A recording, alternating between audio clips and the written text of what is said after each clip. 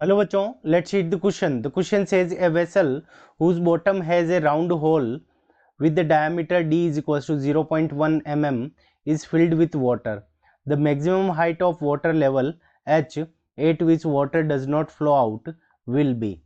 The water does not weight the bottom of the vessel and surface tension of water is 70 dyne per centimeter. Height is equals to h. Option A, h is equals to 24 centimeter. Option B 25 centimeter. Option C 26 centimeter and option D 28 centimeter.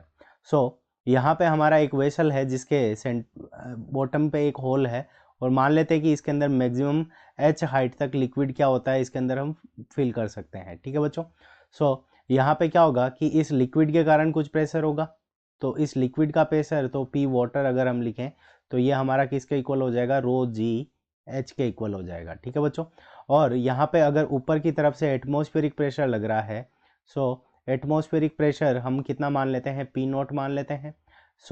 ऊपर की तरफ से जो pressure लग रहा है और इस वाटर ड्रॉपलेट जो हमारी नीचे फॉर्म होगी यहाँ पे लिक्विड नीचे आने से पहले, तो इनसाइड इसका जो वाटर जो ड्रॉपलेट है इसका इनसाइड प्रेशर ऊपर वाले प्रेशर के क्या होना चाहिए, इक्वल होना चाहिए। यही हमारा की कंसेप्ट है।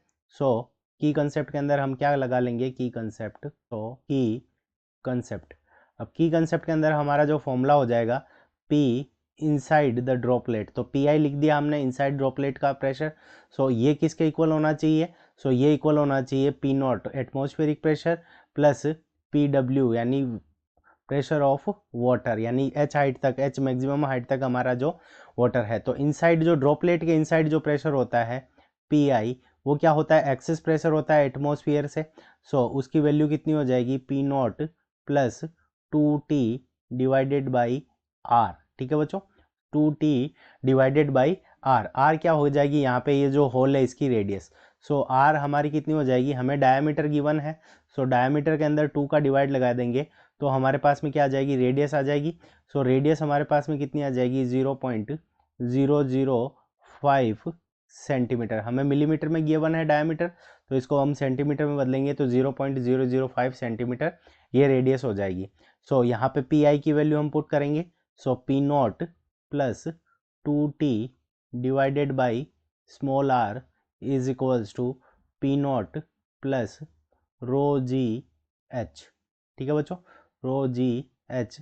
और यहाँ पे मैक्सिमम हाइट निकाल रहे हैं तो हम यहाँ पे क्या लिख देंगे, एच मैक्स लिख देंगे। हमें एच मैक्स की वैल्यू ही फाइंड आउट करनी है। पी नॉट से पी नॉट कैंसिल हो जाएगा। एच मैक्स की जो हमारी वैल्यू हो जाएगी, तो H max is equals to, H max is equals to, तो ये हमारा हो जाएगा 2t divided by rho R G. अब सारी वैल्यूज़ हम सेंटीमीटर के अंदर यानी सीजीएस यूनिट के अंदर पुट करेंगे। तो टी की वैल्यू हमें सीजीएस यूनिट में कितनी गिवन है, 70। 2 मल्टीप्लाइड बाई 70 डिवाइडेड बाई रो की वैल्यू हमारे लिए वाटर की क्या होती है, 1 ग्राम पर सेंटीमीटर क्यूब। यहाँ पे हमारे पास में रो की वैल्यू आ गई। आर की वैल्यू हमारे पास में कितनी है, आर की वैल्यू हम पुट कर देंगे 0.005 और जी की वैल्यू हमारे पास में कितनी हो जाएगी सीजीएस यूनिट में, 1000।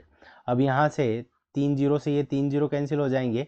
5 का डिवाइड इसके अंदर लगाएंगे तो 14 टाइम्स चला जाएगा, तो ये 5 कैंसिल हो गया। 14 को 2 से मल्टीप्लाई करेंगे तो एच मैक्सिमम यानी मैक्सिमम हाइट जहाँ तक वाटर जा सकता है उसकी वैल्यू हमारी कितनी हो जाएगी, 28 सेंटीमीटर्स। 28 सेंटीमीटर्स हमारे इस क्वेश्चन का करेक्ट आंसर हो जाएगा। अब ये ऑप्शन डी में गिवन है, option D is the correct answer of this question. I hope you understood it well. Best of luck. Thank you.